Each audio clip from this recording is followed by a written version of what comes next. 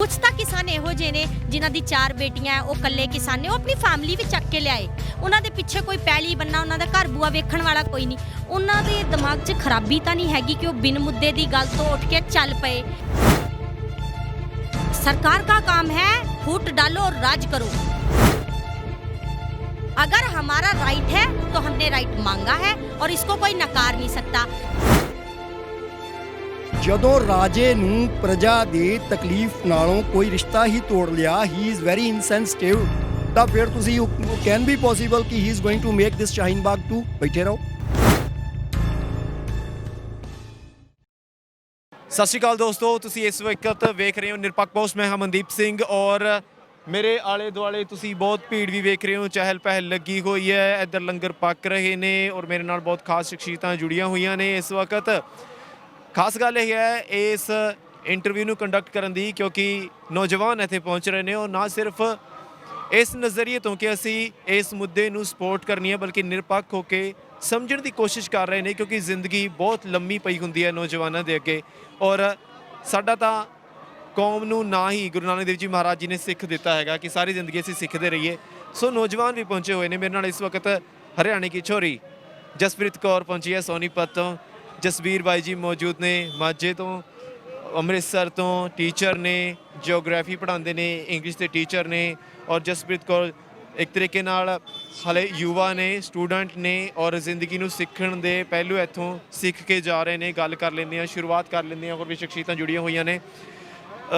ਤੁਸੀਂ ਹਰਿਆਣੇ ਨਾਲ ਸੰਬੰਧਿਤ ਰੱਖਦੇ ਹੋ? ਹਾਂਜੀ। ਸੋਨੀਪਤ ਤੁਹਾਡਾ ਜ਼ਿਲ੍ਹਾ ਤੁਸੀਂ ਦੱਸਦੇ ਹੋ। ਜਸਪ੍ਰੀਤ ਕੌਰ ਨਾਂ ਹੈਗਾ ਔਰ ਜਸਪ੍ਰੀਤ ਕੌਰ ਇਸ ਸੰਘਰਸ਼ ਨੂੰ ਇੱਕ ਹੋਰ ਨਜ਼ਰੀਏ ਦੇ ਨਾਲ ਵੇਖ ਰਹੀ ਹੈ। ਅਸੀਂ ਗੱਲ ਕਰਨ ਦੀ ਕੋਸ਼ਿਸ਼ ਕੀਤੀ, ਤੁਸੀਂ ਕਿਹਾ ਕਿ ਅਸੀਂ ਸਿੱਖਣ ਆਏ ਹਾਂ। ਕੀ ਤੁਹਾਡੀ ਨਜ਼ਰ ਦੇ ਵਿੱਚ ਕੀ ਤੁਹਾਨੂੰ ਲੱਗ ਰਿਹਾ, ਕੀ ਚੱਲ ਰਿਹਾ ਇਸ ਵਕਤ? ਕੀ ਹੁਣ ਤੱਕ ਸਿੱਖਿਆ? ਸਤਿ ਸ਼੍ਰੀ ਅਕਾਲ ਸਾਰਿਆਂ ਨੂੰ। ਮੈਂ ਕਿਸੇ ਦੇ ਪੱਖ ਅਤੇ ਕਿਸੇ ਦੇ ਖਿਲਾਫ ਇੱਥੇ ਨਹੀਂ ਆਈ ਹਾਂ। ਜੋ ਇੱਥੇ ਲਾਈਵ ਚੱਲ ਰਿਹਾ ਹੈ ਮੈਂ ਉਹਨੂੰ ਓਬਜ਼ਰਵ ਕੀਤਾ ਹੈ ਔਰ ਉਹਦੇ ਬਾਅਦ ਕੁਝ ਹੱਦ ਤੱਕ ਮੈਂ ਚੀਜ਼ਾਂ ਵੇਖੀਆਂ ਨੇ। ਮੈਂ ਕੁਝ ਯੰਗਸਟਰ ਨੂੰ, ਮੇਰੇ ਵਰਗੇ ਕੁਝ ਯੰਗਸਟਰ ਨੂੰ ਪੁੱਛਿਆ ਵੀ ਹੈ ਜੇ ਕਿਹੋ ਜਿਹਾ ਮਾਹੌਲ ਹੈ, ਸਹੂਲੀਅਤਾਂ ਕਿਹੋ ਜਿਹੀਆਂ ਨੇ। ਮੈਂ ਆਪਣੀ ਲਾਈਫ ਟਾਈਮ ਪੀਰੀਅਡ 'ਚ ਆ ਦੂਜਾ ਇਕੱਠ ਵੇਖਿਆ ਹੈ। ਪਹਿਲਾ ਇਕੱਠ 2017 ਫੈਬ 'ਚ ਮੈਂ ਜਾਟ ਆਰਕਸ਼ਣ ਦਾ ਵੇਖਿਆ ਸੀ, ਜਿਹਦੇ ਵਿੱਚ ਦੁਨੀਆ ਭਰ ਦੇ ਪਹਿਲੇ ਦਿਨ ਤੋਂ ਹੀ ਦੰਗੇ ਹੋਣੇ ਸ਼ੁਰੂ ਹੋ ਗਏ ਸੀ, ਜਿਨ੍ਹਾਂ ਦੇ ਮੈਂ ਖਾਸ ਖਿਲਾਫ ਹਾਂ। ਉਹਦੇ ਕੰਪੈਰੀਜ਼ਨ 'ਚ ਮੈਂ ਆ ਚੀਜ਼ ਵੇਖਦੇ ਹੋਏ ਬਹੁਤ ਪ੍ਰਾਊਡ ਫੀਲ ਕਰਦੀ ਹਾਂ ਕਿ ਪਹਿਲੇ ਤਾਂ ਮੈਂ ਸਿੱਖ ਫੈਮਿਲੀ 'ਚ ਹੋਈ। ਦੂਜੀ ਗੱਲ ਆ ਕਿ ਮੈਂ ਅੱਗੇ ਵੀ ਇਹੀ ਚਾਹਾਂਗੀ ਕਿ ਮੈਂ ਜਿੰਨੇ ਜਨਮ ਲਵਾਂ ਮੈਂ ਸਿੱਖ ਫੈਮਿਲੀ 'ਚ ਹੀ ਹੋਵਾਂ। Proud to be a Sikh first. Second, ਮੈਂ ਕੋਈ ਕੌਮੀ ਪ੍ਰਚਾਰ ਕਰਕੇ ਨਾ ਤੇ ਆਈ ਹਾਂ ਨਾ ਆਉਣਾ ਚਾਹੁੰਦੀ ਹਾਂ। ਮੈਂ I want to learn new things. ਇਹ ਅਜਿਹਾ ਇਕੱਠ ਜਿਹਦੇ ਵਿੱਚ ਪੂਰੀ ਆਲ ਓਵਰ ਇੰਡੀਆ ਤੋਂ ਈਵਨ ਕੁਝ NRIs ਵੀ ਆਏ ਨੇ, ਯਾਨੀ ਕਿ ਵਰਲਡ ਦੀ ਪਬਲਿਕ ਇਕੱਠੀ ਹੋਈ ਹੈ। ਐਜੂਕੇਟਿਡ, ਇਲੀਟਰੇਟ, ਵੱਡੇ ਛੋਟੇ, ਜਵਾਨ ਬਜ਼ੁਰਗ, ਹਰ ਲੈਵਲ, ਹਰ ਤਬਕੇ ਦਾ ਇਨਸਾਨ ਇੱਥੇ ਇਕੱਠਾ ਹੋਇਆ ਹੈ। ਇਹ ਮੇਰੇ ਲਈ ਗੋਲਡਨ ਚਾਂਸ ਸੀ ਕਿ ਮੈਂ ਨਵੀਂ ਚੀਜ਼ਾਂ ਸਿੱਖਾਂ, ਓਬਜ਼ਰਵ ਕਰਾਂ। ਔਰ ਜਸਪ੍ਰੀਤ ਕੌਰ ਨੇ ਕਿਹੜੀ ਉਹ ਚੀਜ਼ ਵੇਖੀ ਹੈ ਜਿਹਦਾ ਉਹ ਜ਼ਿਕਰ ਕਰਨਾ ਚਾਹੇਗੀ? ਹੁਣ ਕੋਈ ਕਿਸੇ ਚੀਜ਼ ਨੇ ਤੁਹਾਡੀ ਨਜ਼ਰਾਂ ਨੂੰ ਖਿੱਚਿਆ ਹੈਗਾ, ਤੁਹਾਡੇ ਕੰਨਾਂ ਨੂੰ ਖਿੱਚਿਆ ਹੈਗਾ, ਜਾਂ ਤੁਹਾਨੂੰ ਲੱਗਿਆ ਹੋਵੇ ਕਿ ਇਹ ਚੀਜ਼ ਵਾਕਈ ਅਦਭੁਤ ਹੈਗੀ ਹੈ, ਕਦੇ ਪਹਿਲਾਂ ਵੇਖਿਆ ਨਹੀਂ? ਕੋਈ ਵੀ ਗੱਲ, ਕੋਈ ਵੀ ਘਟਨਾ ਹੋਈ ਹੈ ਤੁਹਾਡੇ ਨਾਲ ਇਹਨਾਂ ਦਿਨਾਂ ਦੇ ਵਿੱਚ? ਮੈਂ ਕੱਲ੍ਹ ਵੀ ਆਈ ਸੀ ਔਰ ਅੱਜ ਵੀ ਆਈ ਹਾਂ। ਮੈਂ ਦੋਨੋਂ ਦਿਨ ਆਹੀ ਗੱਲ ਵੇਖੀ ਹੈ। ਇੱਕ ਤਾਂ ਇੱਥੇ ਦੰਗੇ ਫਸਾਦ ਨਹੀਂ, ਪਹਿਲੀ ਗੱਲ। ਦੂਜੀ ਗੱਲ, ਪਹਿਲੀ ਗੱਲ ਮੇਰੀ ਵਿੱਚ ਰਹਿ ਗਈ, ਸੌਰੀ। ਦੰਗੇ ਨਹੀਂ ਹੈ, ਦੰਗਿਆਂ ਦਾ ਸਾਰਾ ਇਫੈਕਟ ਸਰਕਾਰ 'ਤੇ ਆਉਂਦਾ ਹੈ। ਉਹਦੇ ਬਾਵਜੂਦ ਵੀ ਜਦ ਦੰਗੇ ਨਹੀਂ ਹੋ ਰਹੇ ਤਾਂ ਵੀ ਸਰਕਾਰ ਸਾਡੀ ਮੰਗ ਨੂੰ ਪੂਰਾ ਨਹੀਂ ਕਰ ਰਹੀ। ਤੁਸੀਂ ਇੱਕ ਲੇਡੀ ਐਜ਼ ਅ ਫੀਮੇਲ, ਤੇ ਗੱਲਾਂ ਚੱਲ ਰਹੀਆਂ ਨੇ ਸਰਕਾਰਾਂ ਵੱਲੋਂ ਵੀ, ਏਜੰਸੀਆਂ ਵੱਲੋਂ ਵੀ, ਕਿ ਕਿਉਂਕਿ ਟਾਰਪੀਡੋ ਕਰਨ ਦੀ ਕੋਸ਼ਿਸ਼ ਕੀਤੀ ਜਾ ਰਹੀ ਹੈ। ਤੁਸੀਂ ਮੈਨੂੰ ਦੱਸੋ ਕਿ ਤੁਹਾਨੂੰ ਇੱਥੇ ਆ ਕੇ ਇੱਦਾਂ ਦਾ ਮਹਿਸੂਸ ਹੋਇਆ ਕਿ ਇੱਕ ਕੁੜੀ ਨੂੰ ਇੱਥੇ ਨਹੀਂ ਆਉਣਾ ਚਾਹੀਦਾ? ਮੈਨੂੰ ਅਜਿਹਾ ਬਿਲਕੁਲ ਨਹੀਂ ਲੱਗਿਆ। ਔਰ ਤੁਹਾਡੇ ਆਉਣ ਤੋਂ ਪਹਿਲਾਂ ਹੀ ਮੈਂ 2-3 ਨਿਹੰਗ ਸਿੰਘ ਸਨ ਅਤੇ ਹੋਰ ਵੱਡੇ ਵੱਡੇ ਬਜ਼ੁਰਗ ਸਨ ਜਿਨ੍ਹਾਂ ਨਾਲ ਮੈਂ ਗੱਲ ਕਰਦੀ ਸੀ, ਅਤੇ ਮੈਂ ਉਹਨਾਂ ਨੂੰ ਸਾਰਿਆਂ ਤੋਂ ਪਹਿਲਾਂ ਫਸਟ ਵਰਡ ਆਹੀ ਕਿਹਾ ਸੀ ਕਿ ਮੈਨੂੰ ਇਹ ਚੀਜ਼ ਸਾਰਿਆਂ ਤੋਂ ਵਧੀਆ ਲੱਗੀ। ਕੱਲ੍ਹ ਇੱਕ ਮੁੰਡਾ ਮੈਨੂੰ ਕਹਿੰਦਾ ਹੈ ਕਿ ਭੈਣੇ ਕੀ ਲੱਭਦੀ ਏ। ਮਤਲਬ ਮੈਨੂੰ ਇੰਨਾ ਜ਼ਿਆਦਾ ਪ੍ਰਾਊਡ ਫੀਲ ਹੁੰਦਾ ਹੈ ਕਿ ਜੇਕਰ ਉਹ ਕੋਈ ਹੋਰ ਹੁੰਦਾ ਨਾ ਤੇ ਉਹਨੇ ਆ ਕਹਿਣਾ ਸੀ ਅੜੇ ਕੇ ਮਰ ਰਿਹਾ ਹੈ। ਤੇ ਮੈਨੂੰ ਆਹ ਚੀਜ਼ ਸਾਰਿਆਂ ਤੋਂ ਭੈੜੀ ਲੱਗਦੀ ਹੈ। ਦੂਜੀ ਗੱਲ, ਤੂੰ ਕਰਕੇ ਗੱਲ ਕਰਦੇ ਨੇ। ਤੀਜੀ ਗੱਲ, ਮੈਂ ਇੱਥੇ ਮਤਲਬ ਆਪਣਾ ਲਾਈਫ ਟਾਈਮ ਪੀਰੀਅਡ ਇੱਥੇ ਹੀ ਵੇਖਣਾ ਹੈ, ਹੁਣੇ ਤੱਕ ਵੀ ਇੱਥੇ ਹੀ ਵੇਖਿਆ। ਮੈਨੂੰ ਇਹ ਚੀਜ਼ ਹਰ ਦਿਨ ਫੇਸ ਕਰਨੀ ਪੈਂਦੀ ਹੈ ਜਦ ਕੁੜੀਆਂ ਨੂੰ ਇਦਾਂ ਕਿਹਾ ਜਾਂਦਾ ਹੈ, ਮਰ ਜਾ ਭਰੇ ਨੇ ਤੈਨੂੰ ਸੁਣਤੀ ਨਹੀਂ, ਤੂੰ ਤੇ ਇਹੋ ਜਿਹਾ ਸ਼ਬਦ ਬਣਾਇਆ ਜਿੱਦਾਂ ਕੋਈ ਵਰਬ ਹੈ, ਉਹਦੇ ਬਿਨਾ ਸੈਂਟੈਂਸ ਕੰਪਲੀਟ ਹੀ ਨਹੀਂ ਹੋਣਾ। ਠੀਕ ਹੈ। ਦੂਜੀ ਗੱਲ, ਭਾਵੇਂ ਸਿੱਖ ਪੜ੍ਹੇ ਹੋਣ ਜਾਂ ਅਨਪੜ੍ਹ ਹੋਣ, ਵੱਡੇ ਹੋਣ ਜਾਂ ਛੋਟੇ ਹੋਣ, ਕੋਈ ਵੀ ਹੋਵੇ, ਇੱਥੇ ਜਿਹੜਾ ਸਿੱਖਾਂ ਦਾ ਇਕੱਠ ਹੋਇਆ ਹੈ ਉਹਦੇ ਨਾਲ ਕੁਝ ਲੋਕਲ ਕਿਸਾਨ ਵੀ ਆਏ ਨੇ। ਜੀਂਦ, ਕੈਥਲ, ਹਿਸਾਰ, ਫਤਿਹਾਬਾਦ, ਬਹੁਤ ਸਾਰੀ ਟਰੋਲੀਆਂ ਤੇ ਮੈਂ ਨਾਮ ਪੜ੍ਹੇ ਨੇ, ਉੱਥੇ ਦੇ ਲੋਕੀ ਆਏ ਨੇ। ਯੂਥ ਆਇਆ ਹੈ, ਬਹੁਤ ਯੁਵਾ ਇਕੱਠਾ ਹੋਇਆ, ਬਹੁਤ ਯੁਵਾ, ਪਰ ਕਿਸੇ ਤਰੀਕੇ ਦਾ ਕੋਈ ਦੰਗਾ ਫਸਾਦ, ਕੋਈ ਹੂਟਿੰਗ, ਕਿਸੇ ਤਰੀਕੇ ਦੀ ਕੋਈ ਛੇੜਖਾਨੀ, ਔਰ ਇਹ ਚੀਜ਼ ਮੈਨੂੰ ਬਿਲਕੁਲ ਨਹੀਂ ਲੱਗੀ। ਮੈਂ ਪਰਸਨਲੀ ਬਹੁਤ ਛੋਟੀ ਛੋਟੀ ਗੱਲਾਂ ਨੂੰ ਫੜਨੀ ਆ, ਬਹੁਤ ਛੋਟੀ ਛੋਟੀ ਗੱਲਾਂ ਨੂੰ ਵੇਖਣੀ ਆ। ਜਸਪ੍ਰੀਤ ਕੌਰ ਜਿਵੇਂ ਹੁਣ ਗੱਲ ਕਰ ਰਹੀ ਹੈ ਕਿ ਹੂਟਿੰਗ ਨਹੀਂ ਹੋਈ, ਬਸ ਬਾਈ ਜੀ ਹੋਰਾਂ ਨਾਲ ਵੀ ਗੱਲ ਕਰਾਂਗੇ। ਤੁਸੀਂ ਇਸ ਤੇ ਵਿਚਾਰ ਕਰਨ ਦੀ ਕੋਸ਼ਿਸ਼ ਕੀਤੀ ਕਿ ਇੱਥੇ ਹੂਟਿੰਗ ਹੋ ਕਿਉਂ ਨਹੀਂ ਰਹੀ, ਕਿਉਂ ਇਹ ਜਿਹੜਾ ਅੰਦੋਲਨ ਹੈਗਾ ਹੋਰਾਂ ਤੋਂ ਵੱਖਰਾ ਹੈਗਾ? ਕਿਉਂਕਿ ਇਹ 'ਤੇ ਵੀ ਧਿਆਨ ਜਾਣਾ ਚਾਹੀਦਾ, ਕਿਉਂਕਿ ਹੂਟਿੰਗ ਜੇ ਹੋ ਨਹੀਂ ਰਹੀ ਤਾਂ ਜਿਹੜਾ ਇੱਕ ਸਵਾਲ ਕਰਨ ਵਾਲਾ ਹੁੰਦਾ ਹੈ, ਜਿਹੜਾ ਕੋਖਣ ਵਾਲਾ ਹੁੰਦਾ ਹੈ, ਬੁੱਧੀਜੀਵੀ ਜਿਹਨੂੰ ਅਸੀਂ ਕਹਿ ਦਿੰਦੇ ਹਾਂ, ਜਾਂ ਜਿਹੜਾ ਤਿਕਸ਼ਣ ਬੁੱਧੀ ਰੱਖਦਾ ਹੈ, ਉਹ ਕਿਉਂ ਤੇ ਜ਼ਰੂਰ ਹਮੇਸ਼ਾ ਜਾਂਦਾ ਕਿ ਇਹ ਕਿਉਂ ਨਹੀਂ ਹੋ ਰਿਹਾ, ਕਿਉਂ ਉਹਦਾ ਕਦੇ ਸੋਚਿਆ ਵੀ ਕਿਉਂ ਨਹੀਂ ਹੋ ਰਿਹਾ ਇੱਥੇ? ਉਹਦਾ ਸਿੱਧਾ ਦਾ ਸੋਝਾ ਤੋੜ, ਫਸਟ ਉਹਨਾਂ ਦਾ ਜਿਹੜਾ ਫੈਮਿਲੀਅਰ ਸਿਸਟਮ ਹੈ, ਉੱਥੋਂ ਉਹਨਾਂ ਨੂੰ ਵਧੀਆ ਐਜੂਕੇਸ਼ਨ ਮਿਲਦੀ ਹੈ, ਕਿਉਂਕਿ ਪਹਿਲੇ ਸ਼ਿਕਸ਼ਕ ਮਾਂ ਪਿਓ ਹੁੰਦੇ ਹੈ, ਦੂਜੇ ਟੀਚਰਸ ਹੁੰਦੇ ਹੈ, ਤੇ ਉਹਨਾਂ ਦੀ ਪਰਵਰਿਸ਼ ਅੱਛੀ ਹੋਈ ਹੈ। ਇਹ ਨੂੰ ਰਿਪਰੈਜ਼ੈਂਟ ਕਰਦੇ ਹੈ ਕਿ ਉਹ ਹੂਟਿੰਗ ਵੂਟਿੰਗ ਨਹੀਂ ਕਰ ਰਹੇ ਨੇ, ਕਿਸੇ ਨੂੰ ਤੂ ਤੜਾਕਾ ਨਹੀਂ ਕਰਦੇ। ਕੱਲ ਮੈਂ ਇੱਕ ਹੋਰ ਮੁੰਡੇ ਨੂੰ ਵੇਖਿਆ ਸੀ, ਉਹ ਟ੍ਰੈਫਿਕ ਕੰਟਰੋਲ ਕਰਦਾ ਸੀ ਆਪਣੇ ਪਰਸਨਲ ਲੈਵਲ ਤੇ। ਸਾਨੂੰ ਟ੍ਰੈਫਿਕ ਦੀ ਲੋੜ ਕਿਉਂ ਨਹੀਂ ਪਈ? ਟ੍ਰੈਫਿਕ ਪੁਲਿਸ ਦੀ ਵੇਟ ਟ੍ਰੈਫਿਕ ਦੀ ਲੋੜ ਕਿਉਂ ਨਹੀਂ ਪਈ? ਜੇ ਟ੍ਰੈਫਿਕ ਹੁੰਦਾ ਤੇ ਟ੍ਰੈਫਿਕ ਪੁਲਿਸ ਬੁਲਾਈ ਜਾਂਦੀ। ਆਪਾਂ ਆਪਣੇ ਆਪ ਹੀ ਸੈਲਫ ਤੌਰ ਤੇ ਹੀ ਕੰਮ ਕਰੀ ਜਾਂਦੇ ਆ, ਸਾਨੂੰ ਲੋੜ ਹੀ ਨਹੀਂਗੀ। ਸਾਨੂੰ ਲੋੜ ਸਿਰਫ ਇਸ ਗੱਲ ਦੀ ਹੈ ਜਿਸੇ ਕਰਕੇ ਆਪਾਂ ਇਕੱਠੇ ਹੋਏ ਆ। ਔਰ ਘਰ ਜਿਹੜਾ ਹੈ ਨਾ, ਸਾਰਿਆਂ ਤੋਂ ਵਧੀਆ ਸਵਰਗ ਮੰਨਿਆ ਜਾਂਦਾ। ਮੈਂ ਪਰਸਨਲੀ ਵੀ ਓਬਜ਼ਰਵ ਕਰਨੀ ਆ, ਔਰ ਹਰ ਇੱਕ ਇਨਸਾਨ ਦੀ ਇਹ ਚਾਹਨਾ ਹੁੰਦੀ ਹੈ, ਉਹ ਭਾਵੇਂ ਕਿਤੇ ਵੀ ਚਲਾ ਜਾ, ਉਹਨੂੰ ਸ਼ਾਮ ਆਪਣਾ ਹੀ ਘਰ ਚਾਹੀਦਾ ਹੁੰਦਾ। ਜਦੋਂ ਘਰ ਜਿਹੇ ਸਵਰਗ ਨੂੰ ਛੱਡ ਕੇ ਪਬਲਿਕ ਰੋਡ ਤੇ ਆ ਗਈ, ਕੁਝ ਤਾਂ ਕਿਸਾਨ ਇਹੋ ਜਿਹੇ ਨੇ ਜਿਨ੍ਹਾਂ ਦੀ 4 ਬੇਟੀਆਂ, ਉਹ ਇਕੱਲੇ ਕਿਸਾਨ ਨੇ, ਉਹ ਆਪਣੀ ਫੈਮਿਲੀ ਵੀ ਚੱਕ ਕੇ ਲਿਆਏ। ਉਹਨਾਂ ਦੇ ਪਿੱਛੇ ਕੋਈ ਪੈਲੀ ਬੰਨਾ, ਉਹਨਾਂ ਦਾ ਘਰ ਬੂਆ ਵੇਖਣ ਵਾਲਾ ਕੋਈ ਨਹੀਂ। ਉਹਨਾਂ ਦੇ ਦਿਮਾਗ 'ਚ ਖਰਾਬੀ ਤਾਂ ਨਹੀਂ ਹੈਗੀ ਕਿ ਉਹ ਬਿਨ ਮੁੱਦੇ ਦੀ ਗੱਲ ਤੋਂ ਉੱਠ ਕੇ ਚੱਲ ਪਏ, ਹੈ ਨਾ, 15 ਦਿਨ ਇੱਥੇ ਖੜੇ ਰਹਿਣਗੇ, ਹੈ ਨਾ। ਦੂਜੀ ਗੱਲ ਆ ਦੇਖੋ ਕਿ ਕੁਝ ਤਾਂ ਵੱਡਾ ਮਸਲਾ ਹੈ, ਤਾਂ ਕਰਕੇ ਪਬਲਿਕ ਇਕੱਠੀ ਹੋਈ ਹੈ। ਪਬਲਿਕ ਪਾਗਲ ਨਹੀਂ ਹੈ। ਪਬਲਿਕ ਦੇ ਵੋਟ ਰਾਹੀਂ ਸਰਕਾਰ ਬਣਦੀ ਹੈ। सरकार का मतलब कि यार राजा की नीति के आगे प्रजा फीकी, बट नहीं, आगे ऐसा नहीं होगा। ये मैंने पर्सनल देखी हैं चीज़ें। कुछ लोग बोलते हैं बीजेपी अच्छी नहीं है, कुछ लोग बोलते हैं किसी को कोई इशू तो नहीं है ना, मैं हिंदी में बात कर रही हूँ। बिल्कुल तुसी हरियाणवी च भी गल कर सकते हो। Okay, I can speak. किसी को मतलब किसी तरीके की ये नहीं है कि यहाँ पे हिंदू क्यों आए हैं, यहाँ मुस्लिम क्यों आए हैं। सरकार का काम है फूट डालो और राज करो, ऐसा भी नहीं होगा। राजा की नीति के आगे प्रजा फीकी, विच इज़ राजनीति, वो भी नहीं होगा। अगर हमारा राइट है तो हमने राइट मांगा है और इसको कोई नकार नहीं सकता। 1 दिन 2 दिन 5 दिन 10 दिन 20 दिन 50 दिन, कितने दिन, कभी तो सरकार को समझ में आएगा कितनी भीड़ दिन पे दिन इकट्ठा हुए जा रही है, किस लिए इकट्ठा हो रही है। अपना घर बुआ किसी ਨੂੰ ਨਹੀਂ ਛੱਡਣਾ ਵਧੀਆ ਹੈ। ਔਰ ਇਹਦੇ 'ਚ ਮੈਂ ਤੈਨੂੰ ਥੋੜਾ ਜਿਹਾ ਇੰਟਰਪਟ ਕਰਨਾ ਚਾਹੂੰਗਾ ਕਿ ਜਦੋਂ ਰਾਜਾ ਇਨਸੈਂਸਿਟਿਵ ਹੋ ਜਾਏ ਨਾ, ਉਹਨਾਂ ਨੂੰ ਲੋਕਾਂ ਦੀ ਪੇਨ ਦੇ ਨਾਲੋਂ ਆਪਣਾ ਰਿਸ਼ਤਾ ਤੋੜ ਲਵੇ, ਤਾਂ ਫਿਰ ਤੁਸੀਂ ਸ਼ਾਹੀਨ ਬਾਗ 2 ਵੀ ਬਣ ਸਕਦਾ ਵਾ। ਸ਼ਾਹੀਨ ਬਾਗ ਦੇ ਵਿੱਚ ਅਸੀਂ ਅਜੇ 15 ਦਿਨ ਕੱਢੇ ਆ। ਸ਼ਾਹੀਨ ਬਾਗ ਵਾਲੇ ਤੁਹਾਨੂੰ ਪਤਾ ਕਿੰਨਾ ਲੰਮਾ ਅਰਸਾ ਉਹਨਾਂ ਨੇ 5.5 ਮਹੀਨੇ ਕੱਟੇ, ਔਰ ਉਸ ਤੋਂ ਬਾਅਦ ਵਾਟ ਵਾਸ ਦਾ ਐਂਡ? ਕੁਛ ਵੀ ਨਹੀਂ। ਉਸ ਤੋਂ ਬਾਅਦ ਉਹਨਾਂ ਨੂੰ ਦੇ ਗਏ ਨਥਿੰਗ। ਉਹਦਾ ਵਜ੍ਹਾ ਕੀ ਕਿ ਜਦੋਂ ਰਾਜਾ ਇਨਸੈਂਸਿਟਿਵ ਹੋ ਜਾਏ, ਉਹਨੂੰ ਅਸੀਂ ਅੱਜ 2 ਹਾਈਵੇ ਬਲੌਕ ਕਰਕੇ ਬੈਠੇ ਹਾਂ। 2 ਹਾਈਵੇ ਬਲੌਕ ਕਰਕੇ ਬੈਠੇ ਹਾਂ, ਉਹਦੇ ਨਾਲ ਦਿੱਲੀ ਦੇ ਲੋਕਾਂ ਨੂੰ ਹੋ ਸਕਦਾ ਪ੍ਰੋਬਲਮਸ ਹੈ।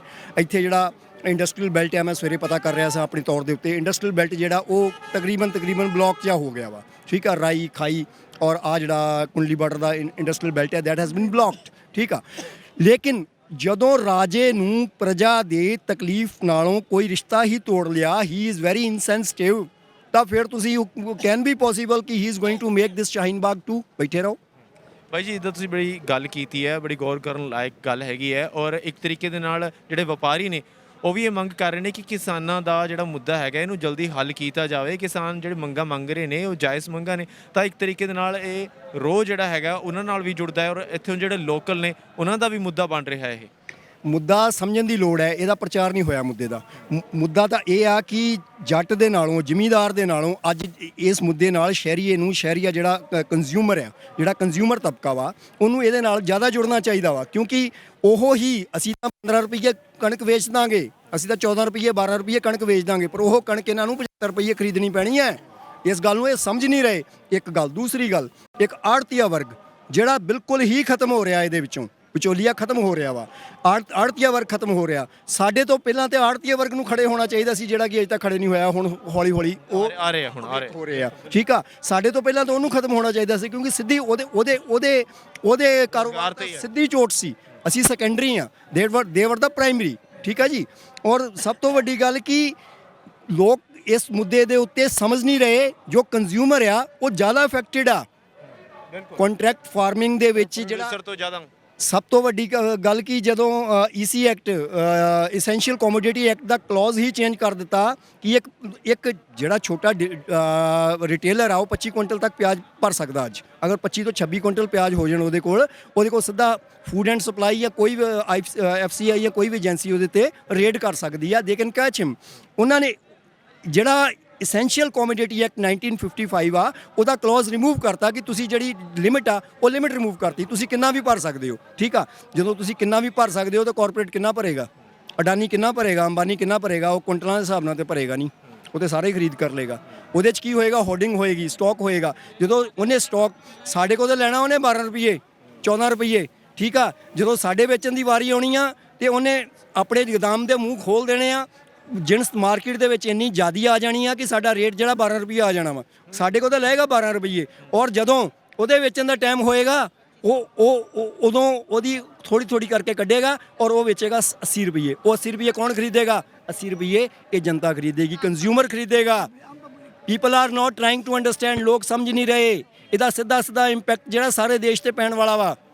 ਮੇਰੇ ਨਾਲ ਬਜ਼ੁਰਗ ਵੀ ਮੌਜੂਦ ਨੇ। ਸਤਿ ਸ਼੍ਰੀ ਅਕਾਲ ਬਾਈ, ਕਿੱਥੋਂ ਆਏ ਜੀ ਤੁਸੀਂ? ਮੈਂ ਤਾਂ ਦਿੱਲੀ ਦਾ ਲੋਕਲ ਬੰਦਾ ਜੀ। ਮੈਂ ਤਾਂ ਸਿਰਫ ਸਪੋਰਟ ਕਰਨ ਆਇਆ। ਮੈਂ ਆਂਦੇ ਝਾੜੇ ਵੱਲ ਵੀ ਗਿਆ ਵਾ, ਉਹ ਜਦੋਂ ਸ਼ਾਇਨ ਹੋਇਆ ਤੇ ਵੀ ਹੋਇਆ ਵਾ। ਮੈਂ ਹੱਦ ਤੱਕ ਪਾਣੀ ਬਣਨਾ ਵਾ, ਚਾਹ ਬਣ ਦੇਣਾ ਵਾ। ਕੋਈ ਕਿਸੇ ਨੂੰ ਕਹਿੰਦਾ ਨਹੀਂ ਕਿ ਮੈਂ ਕਮਾਉਣਾ ਕੁਝ ਨਹੀਂ ਆਇਆ। ਲੇਕਿਨ ਮੈਨੂੰ ਇੱਕ ਅੰਦਰੋਂ ਇਹਦੀ ਤਕਲੀਫ ਹੈ, ਕਿਉਂਕਿ ਇਹ ਛੋਟੇ ਬੱਚੇ ਵੱਡੇ ਬੱਚੇ ਬੈਠੇ ਨੇ ਸੜਕਾਂ 'ਤੇ, ਬਜ਼ੁਰਗ ਬੈਠੇ ਨੇ, ਕਿਸਾਨ ਬੈਠੇ ਨੇ, ਜਿਨ੍ਹਾਂ ਨੂੰ ਮੋਦੀ ਸੁਣਦਾ ਨਹੀਂ ਪਿਆ। ਅਮਿਤ ਸ਼ਾਹ ਨੇ ਕੱਲ੍ਹ ਮੀਟਿੰਗ ਕੀਤੀ, ਕੀ ਕੀਤਾ? ਉਹਨੇ ਕੋਈ ਫੈਸਲਾ ਨਹੀਂ ਦਿੱਤਾ।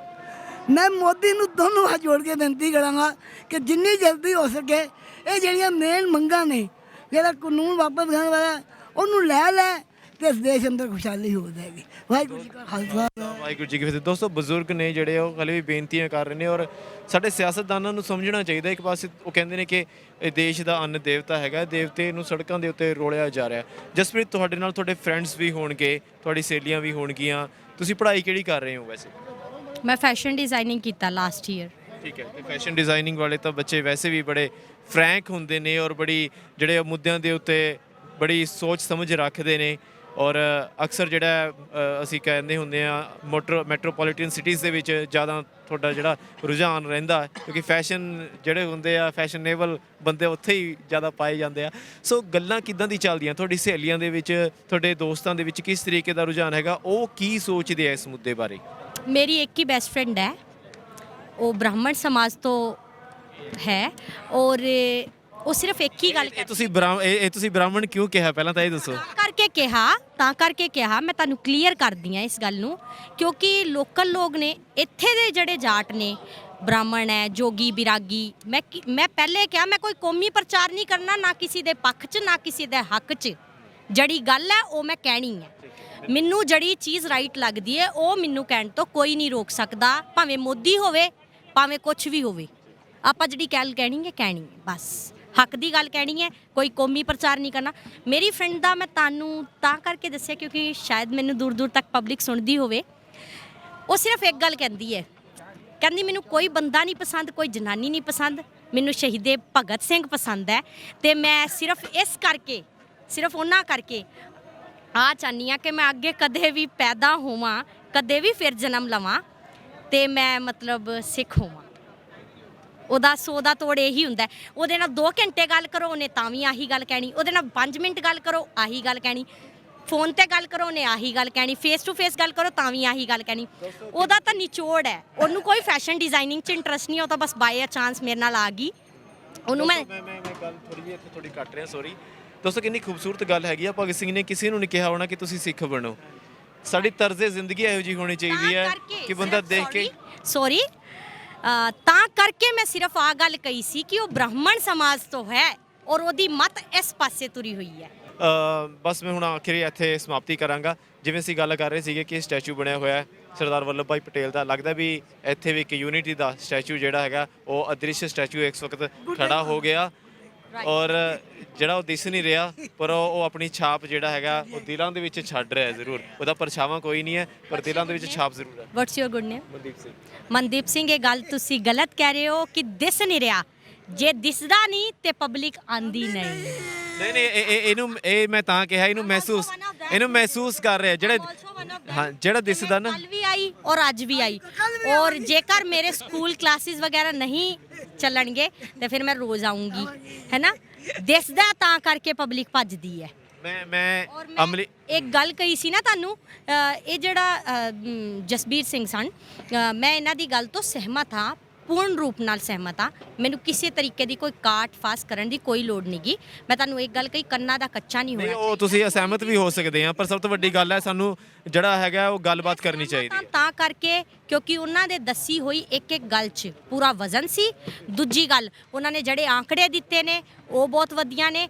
ਔਰ ਮੈਂ ਇੱਕ ਛੋਟੀ ਜੀ ਗੱਲ ਕਹਿ ਰਹੀ ਸੀ, ਉਹ डिस्कनेक्ट हो गई सी विच। मैं कहा सी कि सरकार ने कहा कि फौजियों की पेंशन काट दो, इकोनॉमी सुधर जाएगी। कोरोना के समय 8 महीने तक इकोनॉमी सिस्टम हिल गया। वो इकोनॉमी सिस्टम सिर्फ और सिर्फ फौजियों की पेंशन से ही सुधरेगा नहीं।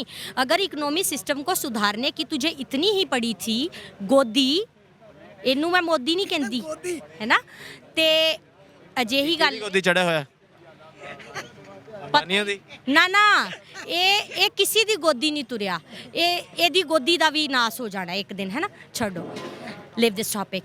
ਤੇ ਇਹਨੇ ਕਿਹਾ अगर इसको इकोनॉमी की इतनी ही चिंता थी तो इसको वो 3200 करोड़ का स्टैचू खड़ा करने की कोई ज़रूरत नहीं थी। उस स्टैचू के बिना दुनिया सूनी नहीं पड़ी हुई थी। उस स्टैचू के बिना दुनिया के काम नहीं रुक रहे थे। वो स्टैचू अगर नहीं भी होता तो भी काम चल रहा था और मस्त चल रहा। अभी इतना ये सीन हो रहा है, पब्लिक रोड पे आ गई, पब्लिक अपने घर से भाग पड़ी। ज़्यादा परेशान थी तब, वरना घर जैसा स्वर्ग कुछ नहीं होता। और वो स्वर्ग को छोड़ के पब्लिक रोड पे पड़ी है, विच मीन्स नर्क। मैंने ये बोला लास्टली, मेरे शब्दों का गलत मतलब ना निकालते हुए, मेरे शब्दों में से त्रुटियां ना छांटते हुए, मेरी बात को पॉजिटिवली लेते हुए, कानों के कच्चे ना बने। युद्ध के थ्रू सरकार बनती है। बुजुर्ग जो हैं, मैंने बोला इसको डाल दो, उन्होंने डाल दिया। उनको तो नॉलेज नहीं है ना, पर हमें तो है ना। हमने तो पढ़ा, हमने तो आंकड़े देखे हैं।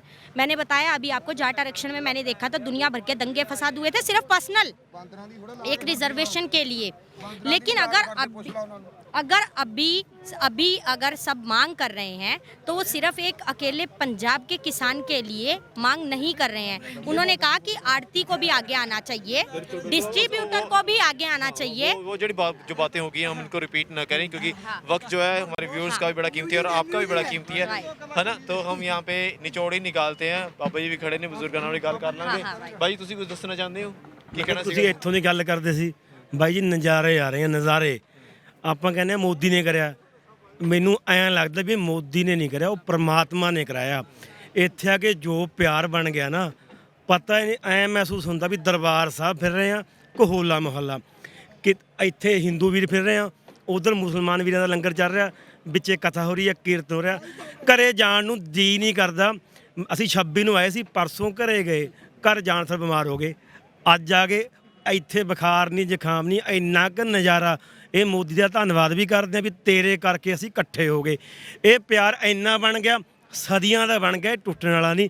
ਤੇ ਇੱਕ ਹੋਰ, ਜੇ ਆਪਾਂ ਕਹਿ ਦਈਏ ਵੀ ਇੱਥੇ ਉਹੀ, ਕਿਉਂਕਿ ਜੋ ਸਰਕਾਰ ਦੀਆਂ ਚਾਲਾਂ ਸੀ ਹੁਣ ਤੱਕ ਇਹ ਖਿੰਡਰ ਜਾਂਦੇ, ਪਰ ਵਾਹਿਗੁਰੂ ਗੁਰੂ ਸਾਹਿਬ ਆਪਣੇ ਵਿਚਾਪ ਰਹੇ ਕਿ ਇੰਨਾ ਕੁ ਸਿਸਟਮ ਨਾਲ, ਡਿਸਿਪਲਿਨ ਨਾਲ ਕੰਮ ਚੱਲ ਰਿਹਾ ਕੋਈ ਸ਼ੋਰ ਸ਼ਰਾਬਾ ਨਹੀਂ। ਜਿਹੜੇ ਕਹਿੰਦੇ ਸੀ ਪੰਜਾਬੀ ਨਸ਼ੇੜੀ ਆ ਗਏ ਜਾਂ ਇਹ ਲੜਨਗੇ ਇਹ ਭਰਨਗੇ, ਨਿਹੰਗ ਸਿੰਘਾਂ ਨੂੰ ਕਹਿੰਦੇ ਸੀ, ਇੰਨੀ ਸ਼ਾਂਤਮਈ ਢੰਗ ਨਾਲ ਬੈਠੇ ਆ। ਮੈਂ ਕਿਹਾ ਰੱਬ ਦੀ ਬਹੁਤ ਕਿਰਪਾ ਸੱਚੇ ਪਾਤਸ਼ਾਹ। ਔਰ ਐਸੇ ਦੇ ਤਰੀਕੇ ਦੇ ਨਾਲ ਜਿਹੜਾ ਹੈਗਾ ਇਹ ਸੰਘਰਸ਼ ਇਸ ਵਕਤ ਚੱਲ ਰਿਹਾ ਹੈ ਔਰ ਬੜੀਆਂ ਨਵੀਆਂ ਗੱਲਾਂ ਸਿੱਖਣ ਨੂੰ ਸੁਣਨ ਨੂੰ ਮਿਲ ਰਹੀਆਂ ਨੇ। ਕਹਿੰਦੇ ਹੁੰਦੇ ਆ ਕਿ सर झुकाओगे तो पत्थर देवता हो जाएगा और इतना मत चाहो उसे वो बेवफा हो जाएगा। और रूठ जाना भी मोहब्बत की अलामत है, मगर मुझको क्या पता था कि मुझसे इतना खफा हो जाएगा।